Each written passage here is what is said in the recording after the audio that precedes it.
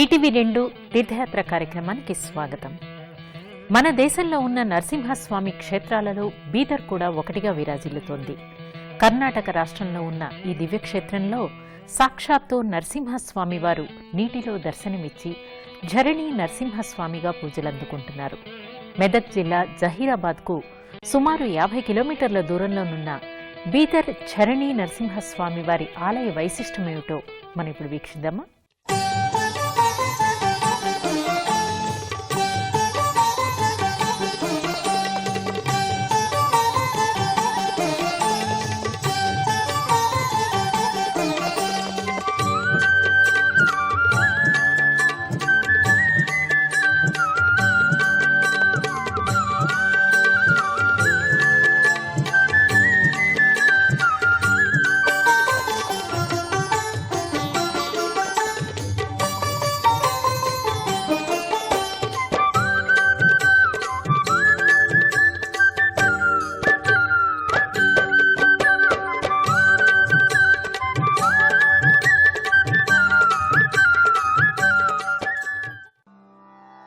ప్రహ్లాద నారద పరాశర పుత్రముఖ్యం భక్తాం స్తువంతి తవ భీకర వీరవార్తాం భాషాపతిం పఠతి వాసర శుద్ధిమారాత్ లక్ష్మీ నృసింహ భగవాన్ తవ సుప్రభాతం అంటూ శ్రీ నరసింహస్వామి వారి నామస్మరణతో పునీతమవుతున్న పుణ్యధామం బీదర్.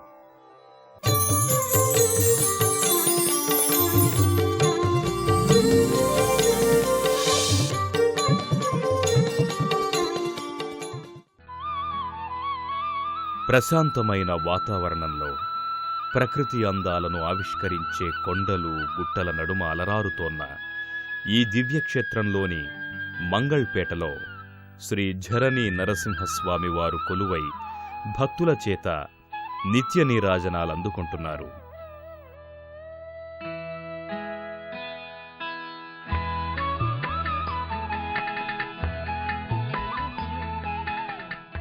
కర్ణాటక రాష్ట్ర సరిహద్దు ప్రాంతంలో ఉన్న ఈ దివ్యక్షేత్రం హైదరాబాదుకు సుమారు 200 కిలోమీటర్ల దూరంలో ఉంది. ఒకప్పుడు నిత్య నీరాజనాలందుకున్న ఈ క్షేత్రాన్ని కళ్యాణి చాళుక్యులు, శాతవాహనులు, బహమనీ సుల్తాన్లు పాలించినట్లు తెలుస్తోంది.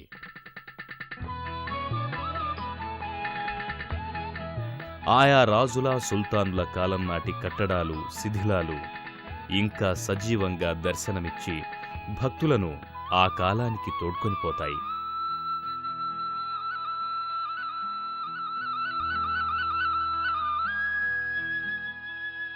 బీదర్ కోటతో పాటు ఇంకా అనేక కట్టడాలు ఆయా రాజుల కాలానికి సాక్షీభూతంగా నిలుస్తాయి.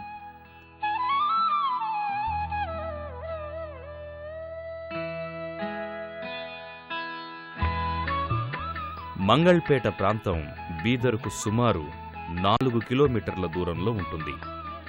బీదర్కు చేరుకున్న భక్తులు అక్కడి నుంచి ఆటోలు లేదా బస్సులలో మంగళ్పేటలో కొలువైన ఝరణి నరసింహస్వామి వారి ఆలయానికి చేరుకుంటారు. కొండల మధ్య ప్రశాంతమైన వాతావరణంలో అలరారే ఈ దివ్యాలయం భక్తులకు ఓ విచిత్రమైన అనుభూతిని కలుగజేస్తుంది. బీదర్లోని మంగళ్పేట క్షేత్రంలో ఉన్న ఝరణి నరసింహస్వామి వారి ఆలయానికి కొన్ని వందల సంవత్సరాల నాటి చరిత్ర ఉంది. ప్రశాంతమైన వాతావరణంలో ఉన్న ఈ దివ్యాలయాన్ని సుమారు 400 సంవత్సరాల క్రితం భక్తులు నిర్మించారని చారిత్రక ఆధారాల ద్వారా తెలుస్తోంది. ఈ క్షేత్రానికి చేరుకున్న భక్తులు ముందుగా ఇక్కడే ఉన్న గోముఖ్ తీర్థంలో స్నానాధికాలు చేస్తారు. ఝరణి నరసింహస్వామి వారి ఆలయం భూమికి 150 అడుగుల లోతులో దర్శనమిస్తుంది.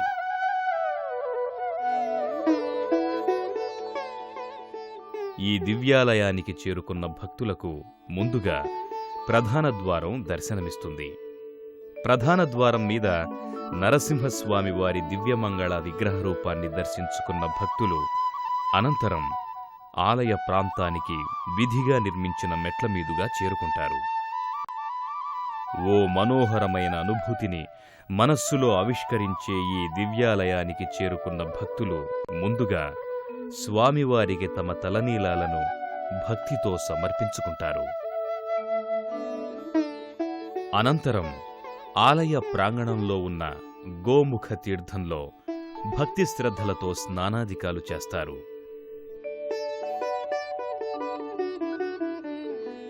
ఇక్కడ గోముఖ తీర్థంలో గోవు నోటి భాగం నుంచి వచ్చే శుద్ధ జలాలు స్వామివారి పాదాల నుంచి వస్తాయని చెబుతారు.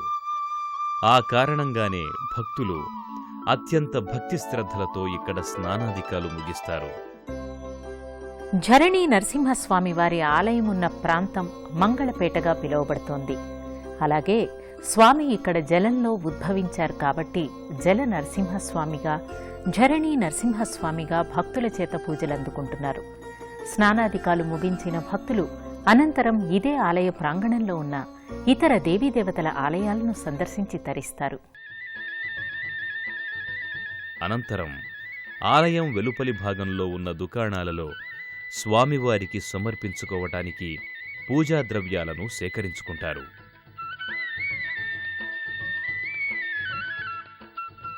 ప్రధానాలయం వెలుపలి భాగంలో భక్తులకు విఘ్న వినాయకుని మందిరం దర్శనమిస్తుంది. ఈ మందిరంలో కొలువైన విఘ్న వినాయకుడు భక్తులకు ఎలాంటి విఘ్నాలు లేకుండా కాచి కాపాడతాడని భక్తులు విశ్వసిస్తారు.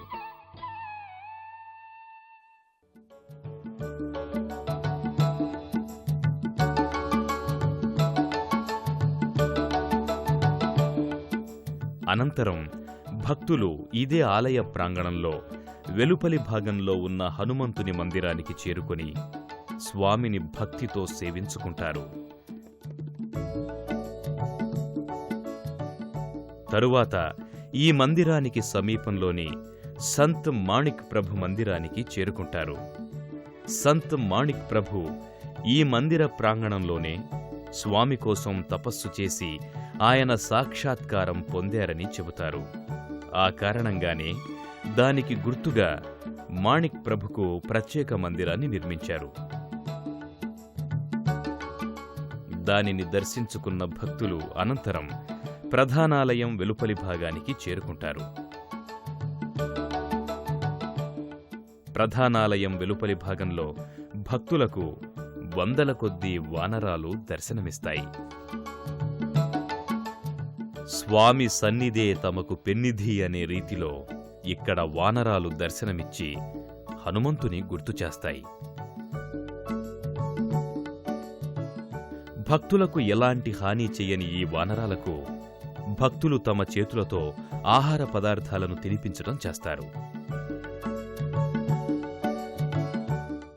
ఈ క్షేత్రంలో ఉన్న నరసింహస్వామి వారి ఆలయం ప్రశాంతమైన వాతావరణంలో మనోహరమైన కొండల నడుమ అలరారుతోంది.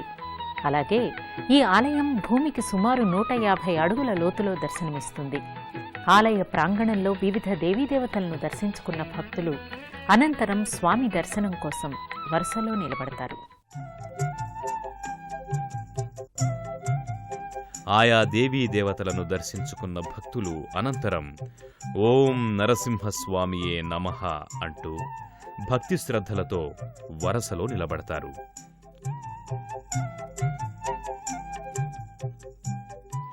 ఈ క్షేత్రంలో కొలువైన ఝరణి నరసింహస్వామివారు గర్భాలయంలో కాకుండా ఓ కొండ గుహలో దర్శనమిస్తారు.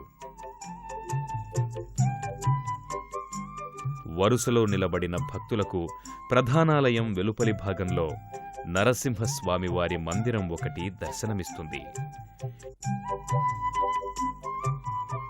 ఈ ఆలయంలో భక్త ప్రహ్లాదుడు, లక్ష్మీ నరసింహస్వామివార్ల దివ్యమంగళ శిలారూపాలు భక్తులను భక్తి పారవస్యంలో ముంచెత్తుతాయి.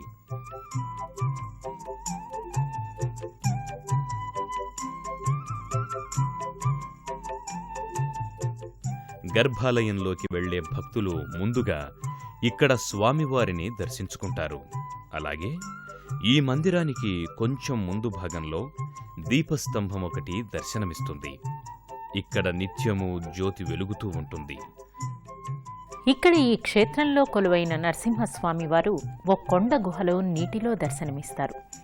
దేశంలో ఎక్కడా లేని విధంగా ఇక్కడ స్వామివారిని దర్శించుకోవడానికి భక్తులు సుమారు 300 అడుగుల దూరం గుహలోని నీటిలోంచి నడిచి వెళ్లాల్సి ఉంటుంది. స్వామి దర్శనం కోసం వరుసలో నిలబడిన భక్తులు గోవిందా గోవిందా శ్రీ లక్ష్మీ నరసింహస్వామియే నమః అంటూ భక్తి శ్రద్ధలతో కొండ గుహలో నీటిలో నడిచి వెళతారు. ఆ విశేషాలేమిటో పరిశీలిద్దామా? నిత్యము భక్తులతో రద్దీగా ఉండే ఈ దివ్యాలయంలోని నరసింహస్వామిని దర్శించుకున్న భక్తులు అనంతరం గర్భాలయానికి వెళ్లడానికి ముందుకి కదులుతారు. ఇక్కడ ఈ క్షేత్రంలోని గర్భాలయం దేశంలో మరెక్కడా లేని విధంగా ఓ గుహలో నీళ్లలో ఉంటుంది. స్వామిని దర్శించుకునే భక్తులు ఈ నీళ్లలోనే గర్భాలయానికి చేరుకోవలసి వస్తుంది. ఇక్కడ గర్భాలయంలోకి వెళ్లే పురుష భక్తులు తమ పై వస్త్రాల్ని తొలగిస్తారు.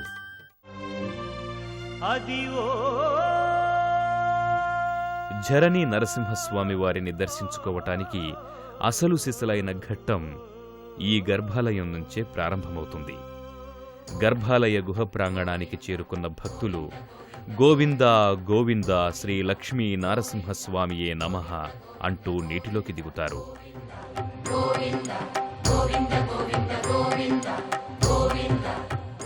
అత్యంత భక్తి శ్రద్ధలతో సాగే ఈ యాత్ర భక్తులలో స్వామివారి పట్ల ఉన్న భక్తి విశ్వాసాలను ప్రస్ఫుటం చేస్తుంది.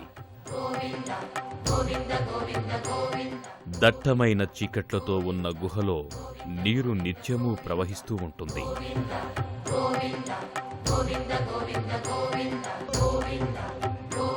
పీకల లోతు వరకు నీటిలో సాగించే ఈ యాత్రలో భక్తులు 300కు పైగా అడుగులు ప్రయాణించి గర్భాలయానికి చేరుకోవలసి ఉంటుంది. స్వామివారిని దర్శించుకునే భక్తులు జాతి మత తారతమ్యాలను విడిచి తండ్రి నరసింహ శరణు శరణు అనుకుంటూ నీటిలో నడుచుకుంటూ ముందుకి కదులుతారు. ఈ నీరు స్వామివారి పాదాల నుంచి ఉద్భవిస్తుందని చెబుతారు. ఇలా 300 అడుగులు నీటిలో నడుచుకుంటూ వెళ్లిన భక్తులకు గుహలో గర్భాలయం దర్శనమిస్తుంది.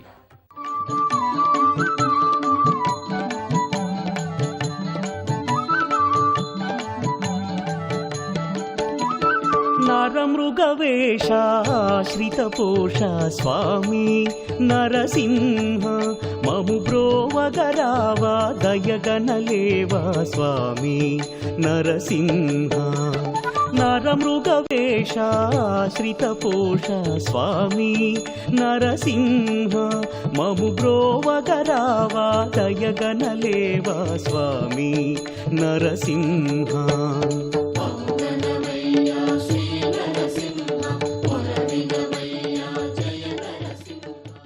ఇక్కడ నరసింహస్వామి వారు వెలువడం వెనుక ఓ పురాణ గాథ ఒకటి ప్రచారంలో ఉంది. జరాసురుడనే రాక్షసుడు స్వామి కరుణా కటాక్షాల కోసం ఘోర తపస్సు చేశాడట. అతడి తపస్సుకు మెచ్చిన నరసింహస్వామి జలంలో అక్కడే కొలువై ఉంటానని జరాసురుడికి వరం ఇచ్చాడట. ఆ వర ప్రభావంగా స్వామి ఇక్కడ వెలిశాడని పురాణాల ద్వారా అవగతమవుతోంది.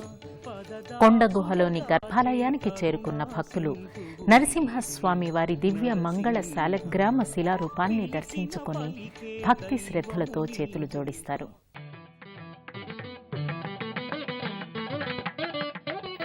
ఈ గర్భాలయానికి చేరుకున్న భక్తులకు కుడివైపు భాగంలో మహేశ్వరలింగం ఒకటి దర్శనమిస్తుంది. ఇక్కడ కొలువైన పరమేశ్వరుడు ఈ ఆలయానికి వచ్చే భక్తగణానికి కావలసిన ఆయురారోగ్య ఐశ్వర్యాలను ప్రసాదిస్తాడని చెబుతారు.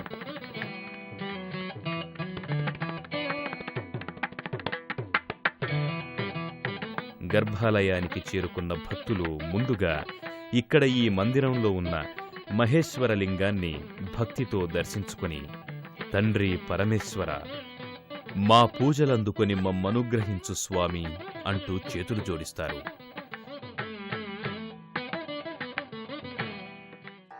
ఓం నమో అనంతరం నరసింహస్వామి వారి గర్భాలయానికి భక్తులు చేరుకుంటారు.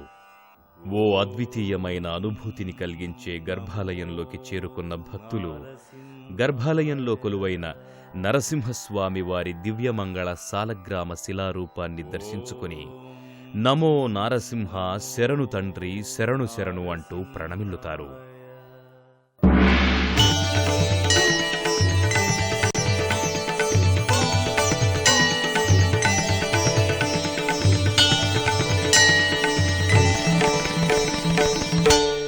इस गुफा में भी क्या है, एक दैत्य अपना शिवलिंग की प्रतिष्ठापना करके अपने निवास के लिए बोल के बनाए सो ये गुफा है। उस दैत्य का नाम था झरासुर। उस दैत्य ने भगवान से जब उपस्थित होने के बाद, जब भगवान यहाँ शांत होने के लिए इस दिशा में आए, तब उस राक्षस के सामने जैसा ही प्रकट हो गए तो भगवान के शरण जाके उन्होंने भगवान से प्रार्थना करने लगा कि हे भगवान, कि तुम्हारा जो उग्र अवतार है वो यहाँ पे शांत होना, और ये केव जो है मैं मेरे हाथों से कोरी हुई है, ये जब तक रहती है यहाँ पे आप रह के इस केव में आप उपस्थित रह के मेरा नाम दैत्य श्रेणी में से निकाल के भक्त श्रेणी में आए, ऐसा कोई कृपा प्रसाद दो बोल। तो भगवान ने उसे कहा कि तुम्हारा नाम है झरा, असुर तुम्हारा वृत्ति है, असुर नष्ट होकर जल उत्पन्न हो जाएगा और जल रूप में मेरा यहाँ पे स्थान रहेगा। इसलिए यहाँ पे क्या है बोले तो जल उत्पन्न होकर जल रूप में भगवान शांत हो गए सो है। इसलिए इस मंदिर को क्या है, उसका राक्षस का नाम चलाने के लिए बोल के झरा नारसिंह स्वामी बोलते बोलते आज झरणी नारसिंह मंदिर बोल के बोलते हैं। పెండ్లి అయిన ఇక్కడ వచ్చి కోరుకుంటారు, మళ్ళా ఒక సంవత్సరంలో తిరిగాడు వచ్చి తీసుకొని ఇక్కడ పుట్టెంకలు తీస్తారు పోతారు. చాలా ఈ నరసింహవారం శనివారం సోమవారం చైత్ర విశాఖలో చాలా జత్ర ఉంటుంది. బయటకు వెళ్ళి లోపల రావాలంటే 2 hours పడుతుంది. చాలా థౌజండ్ మంది వస్తారు. ఈ కర్ణాటకలో తిరుపతి లెక్క ఉన్నది ఇది.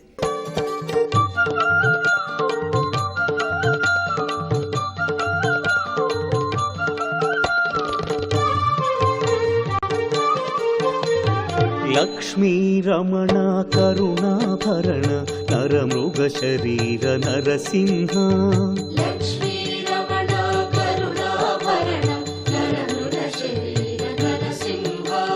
పంకజ నయన పన్నగ శయన జయ జయ లక్ష్మీ నరసింహ.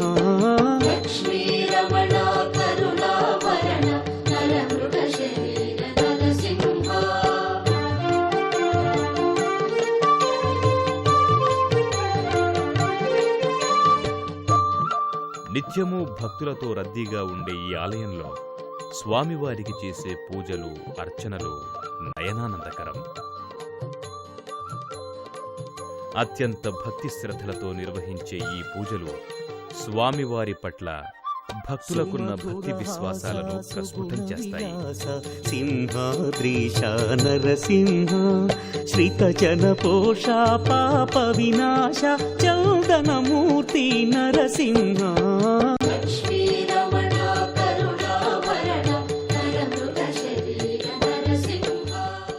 గర్భాలయంలో నరసింహస్వామిని దర్శించుకున్న భక్తులు అనంతరం ఇక్కడకు సమీపంలోని మైలాపూర్కు చేరుకుని ఆ క్షేత్రంలో ఉన్న మైలార్ మల్లన్నను భక్తి శ్రద్ధలతో దర్శించుకుంటారు. గర్భాలయంలో నరసింహస్వామి వారిని దర్శించుకున్న భక్తులు అనంతరం బీదర్ జిల్లాలోనే ఉన్న మైలారం గ్రామంలో కొలువైన మల్లికార్జున స్వామి వారి ఆలయానికి చేరుకుంటారు.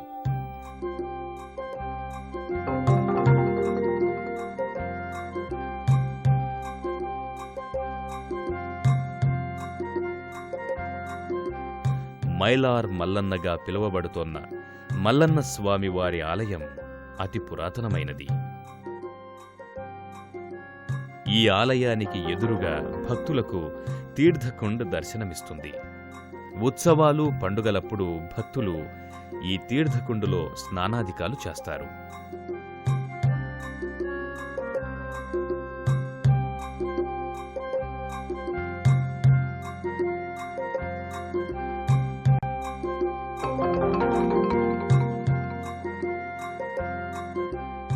తీర్థకుండుని దర్శించుకుని శుచి శుభ్రతలు పాటిస్తూ ప్రధానాలయ ప్రాంగణంలోకి చేరుకుంటారు. ప్రధానాలయ ప్రాంగణమంతా భక్తులతో కిటకిటలాడుతూ ఒక శివలోకాన్ని తలపిస్తుంది. గర్భాలయంలోకి చేరుకున్న భక్తులు గర్భాలయంలో కొలువైన మల్లికార్జున స్వామివారి దివ్యమంగళ శిలారూపాన్ని దర్శించుకుని అలౌకికమైన ఆనందానికి గురవుతారు. మణికాసురుడు, మల్లాసురుడనే రాక్షసుల ఆగడాలను అరికట్టి వారిని సంహరించిన శివుడు ఇక్కడ మార్తాండ భైరవ రూపంలో ఈ భూమి మీదకు వచ్చి ఆయా రాక్షసులను చంపి మునులు దేవతల కోర్కె మేరకు ఇక్కడ వెలసినట్లు పురాణాల ద్వారా తెలుస్తోంది. గర్భాలయంలో మల్లికార్జున స్వామివారికి పక్క మాల్సా, భానై మాతలు కూడా దర్శనమిస్తారు.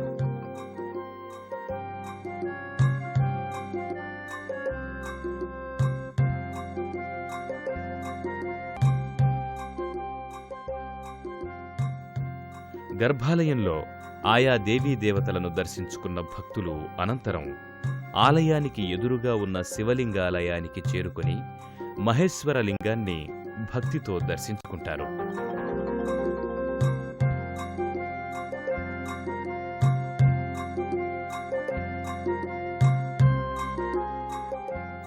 నిత్యము భక్తులతో రద్దీగా ఉండే మల్లికార్జున స్వామివారి ఆలయంలో భక్తులు స్తోత్ర జపాలు, పారాయణాలు చేసి స్వామివారి పట్ల తమ భక్తి శ్రద్ధలను చాటుకుంటారు.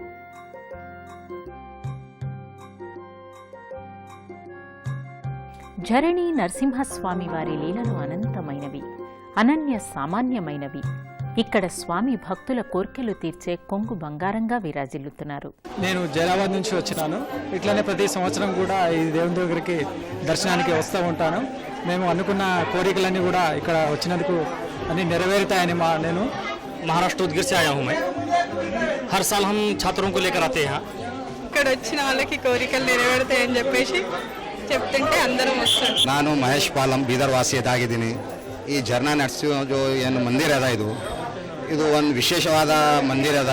ಇದು ನಮ್ಮ ಮನೆ ದೇವರಿದ್ದಾರೆ. ಇವರು ತುಮಕೂರಿಂದ ಬಂದಿರುವಂಥವ್ರು. ನಾವು ಕನ್ನಡ ಸಾಹಿತ್ಯ ಸಮ್ಮೇಳನಕ್ಕೆ ಬಂದಿದ್ವಿ. ಇಲ್ಲೊಂದು ವಿಶೇಷ ದೇವಸ್ಥಾನ ಇದೆ, ನೀರಲ್ಲೆಲ್ಲ ಹೋಗ್ಬೋದು, ಭಾಳ ಚೆನ್ನಾಗಿದೆ ನೋಡಿ ಅಂದರು. ಅದರಿಂದ ನಾವು ಇಲ್ಲಿ ಬಂದಿದ್ವಿ. ಒಳಗಡೆ ಹೋದಾಗ ಒಂದು ಹೊಸ ಅನುಭವ ಆಯಿತು, ಭಾಳ ಚೆನ್ನಾಗಿತ್ತು. ಅವೆಲ್ಲ ನೋಡಿ ತುಂಬ ಖುಷಿ ಆಯಿತು. ಇದೊಂಥರ ವಿಶಿಷ್ಟವಾದ ನರಸಿಂಹ ದೇವಸ್ಥಾನಗಳಿದ್ರು ಇದೊಂಥರ ವಿಶೇಷವಾದದ್ದು. ಈ ದೇವಸ್ಥಾನ ಅಂತೂ ಲೈಫ್లో చూడలేదు, అంత బాగుండదు. ನರಸಿಂಹಜಾಣ ದೇವಸ್ಥಾನದ ವಿಶೇಷತೆ ಏನಂದ್ರೆ ಇಲ್ಲಿ ಬರ್ತಕ್ಕಂಥದ್ದು ಹಿಂದೂ, ಮುಸ್ಲಿಂ, ಇಸಾಯಿ ಸರ್ವಧರ್ಮ ಒಂದು ಜನ ಬರ್ತಕ್ಕಂಥ ಈ ಒಂದು ದೇವಸ್ಥಾನ ಎಷ್ಟು ಸಲ ನೋಡಿದ್ರು ಕೂಡ ನನಗೆ ಮತ್ತೆ ಬಂದು ನೋಡ್ಬೇಕು ಅಂತ ಅನ್ಸುತ್ತೆ, ದರ್ಶನ ಮಾಡ್ಬೇಕು ಅನ್ಸುತ್ತೆ. ಮಾಡಿದ್ಮೇಲೆ ಕೂಡ ನನಗೆ ಏನೋ ಒಂಥರ ತೃಪ್ತಿ ಇದೆ. ಗುಡಿ ನೋಡಕ್ ಬಂದಿದ್ದೆ, ಚೆನ್ನಾಗಿದೆ ತುಂಬಾ. ये मंदिर इतना देखने लायक है कि हिंदुस्तान में ऐसा मंदिर आपको देखने को नहीं मिलेगा. यहाँ पे ज्यादा से यात्री अप्रैल मई में आते हैं, जो शादी करके तो यहाँ पे बासिम छोड़ने आते हैं, और जिन्होंने शादी होने के बाद बच्चे नहीं होने वाले भी यहाँ पे मन्नत मांगते आके, और बच्चा होने के बाद उनका जवान कार्यक्रम करते हैं यहीं पे आके. यहाँ पे यात्रियों को और रहने के लिए सुविधा है, रूम्स है और धर्मशाला है. తండ్రి నరసింహ రక్షించు స్వామి అనగానే వచ్చి హక్కున చేర్చుకునే ఆపద్బాంధవుడు నరసింహస్వామి.